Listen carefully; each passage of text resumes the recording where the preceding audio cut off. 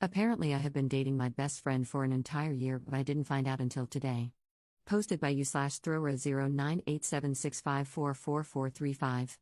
This is going to be such a suffering from success post, but bear with me for a second. I, 18F, have known him, 19M, for 5 years, different classes and courses, but same friend group.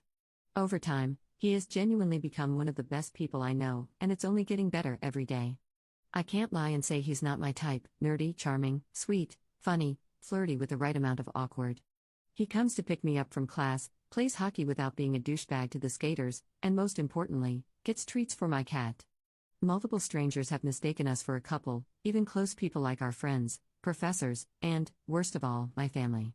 He's kinda perfect, but I've never even thought of putting the moves on him. He's never shown romantic interest in me. We're friends, nothing more. Or that's what I thought.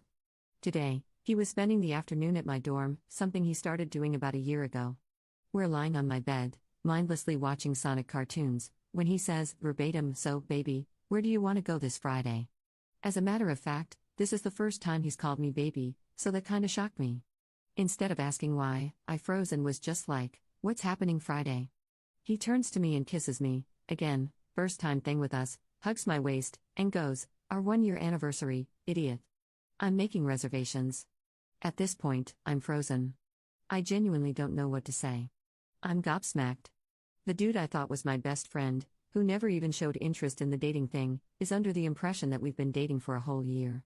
I'm silent while he continues hugging me and scrolling on his phone, racking my brain thinking about what to tell him, when his phone starts ringing. It's his mom, which he puts on speaker, and she deadass goes, "Hi. Are you still with your girlfriend?" Oh, so now his mom thinks we're dating too? He tells her yes and asks why she called.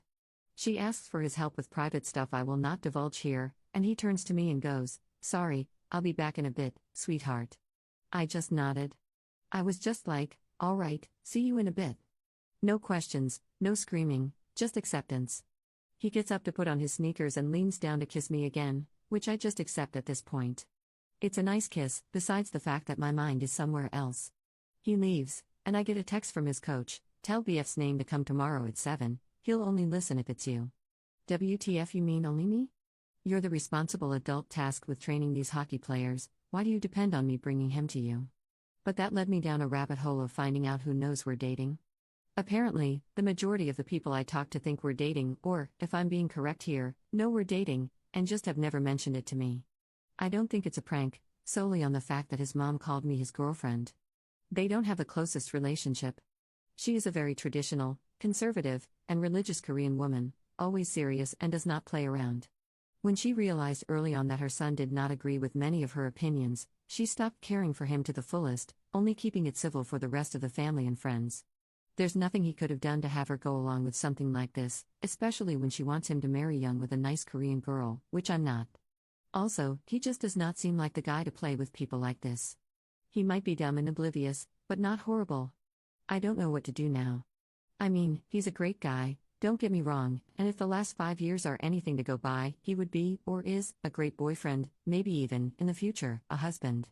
But I've never looked at him that way, so I can't say I love him. When this occurred, it was like the glass shattered and I saw how differently he looked at me, how he talked and acted, stuff that never changed since the beginning, but for some reason I've never noticed. I can't sit here and pretend I love him like that. I wasn't thinking about him in that sense all this time. But, on the other side, I don't want to hurt him. He clearly thinks we've been together for that long, so he has to have strong feelings for me, and I don't want to step on them and scar him like that. I can't just keep dating him, though, something that I've apparently been doing for a year. I could learn to love him eventually, it wouldn't take much, to be honest, but it wouldn't be fair to him or me. In my defense, who dates someone and just doesn't ask them about it? If the roles were reversed and, a year ago, something happened where I was like, crap, I love him. This was probably a date. We're probably dating right now, I would have confirmed with him or, at the very least, said something over the following year, not only at the 1-year mark. I just don't know what to do. I'm scared and angry, disappointed in myself for not recognizing the situation sooner. I feel like I'm stuck between the sword and the wall. The last thing I want is to hurt him, but I also don't want to lie to him. How should I go about this with him? Edit. Before you comment, I've sent a text for us to meet up, and I somewhat already know what I'm going to say to him. I'll try to post an update after the 48 hours have passed. Top/relevant comments.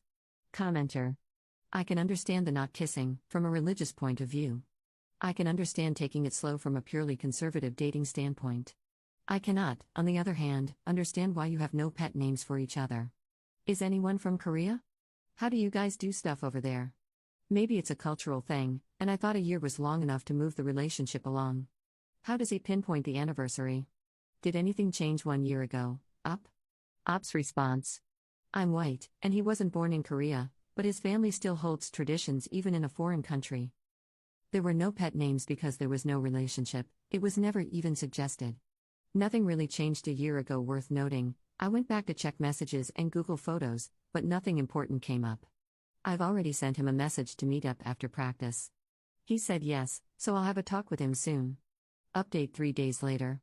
Turns out he's just dumb and sad. Or maybe crazy and psychotic. I did give him way too much benefit of the doubt. I read a lot of comments and messages that were sent to me privately about what I should do. Big thank you to everyone, majority of you were nice and helpful. Also, big sorry to the sweet lady wishing me a happy future marriage, not happening anytime soon. And to the people saying it was fake, if I had created a good love story, I would have sold it to Netflix or HBO Max or Wattpad instead of being a loser and asking Reddit for fake help. I brought it up to my psychiatrist, showed her the Reddit post I made, a few of the messages I received, and she basically had the attitude of, hey, remember that great guy? Well, he's a piece of crap now, so let's learn about moving on and not reminiscing on a broken friendship, which I think is the best way to go about this. Now, to be honest, I don't remember much because I wanted to cry from the moment he started talking. I was quiet and only spoke very little because I didn't want to make a bigger scene than it already was. I just let him talk for a few hours and then dipped. Towards the end, he was shouting and unpredictable, people were looking, and I just wanted to go home.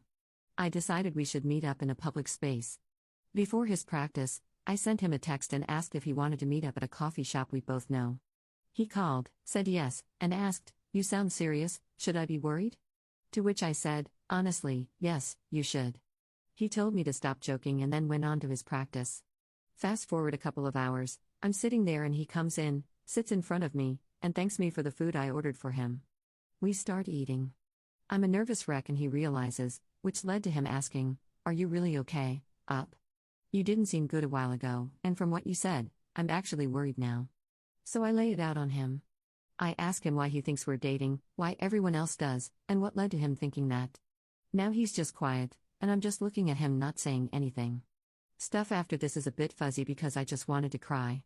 This next crap came very out of the blue for me as well, it's just effing weird looking back on it. He said something like, "I didn't really think we could actually date if I asked you up front," to which I said, "That's how relationships usually work though, you ask," which led him on a tangent about women in general. Opinions that he shared with me and said to my face with no regret. What I saw in front of me was no longer my best friend of 5 years, it was a boy who grew up to be a man with very damaging ideas about women. Stuff I could maybe assign to immaturity, but he had nicer things to say when he was 14 than what he told me now. I interrupted him and asked what led him to think about women this way, since he never let his family, most predominantly his mother, to be honest, I don't think even the most conservative women in the world would say what he said, but his mother still has some not-so-nice beliefs about women, influence him into these antiquated ideas. He was quiet for a while, and that did give me some pity, until he opened that mouth of his again, there's these podcasts. That let me know everything I needed to. "Oh, so you're a Tate fanboy now?" He starts arguing and yelling that it's not him, but that they know what's right and wrong, how things should be, and to be honest, I'm not really listening to him at this point. I just want to get out of there and cry. I'm listening, but nothing is registering. Some of the milder things he started yelling were about women and our relationship with food, how we should have a limited amount, how we're so vulnerable and emotional, ready to blame men for everything, and how we start yelling at every minute inconvenience, which is funny in hindsight, how menstrual stuff was a hoax and that I was no doubt lying when I couldn't walk for my period pains because I wanted his attention, and that no girl can possibly feel a greater pain than a man. He also said that when we were talking about his course, something to do with car parts, it was not cute or sweet of me, let alone women in general, to act dumb and pretend I'm clueless, because that does not make me more appealing. I genuinely don't effing know how a car works, my effing bad. I tell him that if this is all a big joke, it's not funny. He interrupts me and talks about how he listens to these men but doesn't tell anyone because he knows I and our friends wouldn't agree. He tells me I'm not a perfect woman, whatever that means, but that he would still like to date me and couldn't tell me because I'd say no and ruin his fantasy. I'm crying now, and people are noticing, so I just want to get out of there immediately. I tell him, not verbatim, but along the lines of, "You're so effing stupid. You genuinely could have dated me, if only you had asked. You could have had everything, but you started listening to the opinions of guys who have nothing. How sad can you be to pull a stunt like this instead of asking like a normal person?" He starts yelling that I'm wrong and that they know what is right, starting a whole rant that I don't have the strength to listen to. I stand up, start walking, and he grabs my arm. More people are staring. I tell him to let go, and he only does when I threaten to call the police. I left, telling him to never speak to me again. I am now home. I've blocked him on everything and told some friends what happened. They were all shocked by how he acted and what he said. One guy did tell me, he was always easy to influence, though. I asked why they thought we were dating, and they told me it was how we acted like a couple. I guess that one is on me, combined with the fact that he told them yes when they asked, and since the behavior checked out, they just never thought to talk about it with me. I'm not responding to any of them right now. To be honest, I'm moving cities in a few months with my family. I used to cry about it nonstop because I'd have to leave all my friends here, including him, and that was the last thing I wanted. Now, I'm kinda glad I don't have to worry about bumping into him. I just feel distraught. Like, that was a nice friendship, it was a pillar of my childhood, and now it's just gone. He said and did some nasty things, even if it was in the span of a few hours. If, up until moving, he comes up to me personally or tries to pick me up from class, I'll repeat that I do not want him in my life anymore. If push comes to shove, I'll call the police, not that I think they'd do anything though. I'm also sharing my location with both my older brother and father. Yes, it might be a bit delusional and not needed, but you never know. He was a great guy, and we did have a good friendship, up until he decided to view women as objects and date one without asking because he deserves it. I just can't stop crying. I really thought I knew him, and for him to be able to spew those words and opinions at me like that, stuff he's always been against from what I remember, it was shocking. It's only been a few hours, but it's already weird not having that constant text or call happening. I feel like it's kinda empty, but I don't want someone like that next to me. The worst part for me is that I see no change. He has no sisters, and his mother does somewhat think that way as well, and so does his father. Maybe his coach could help, but I don't know. I just feel betrayed, I guess. It feels stupid to say, but it's true. I mean, I get men like this every single day, every girl does. It goes from professors who know me to drivers who are seeing me for the first time. Comments vary from just telling me I'm pretty to more gruesome stuff. I'm used to it.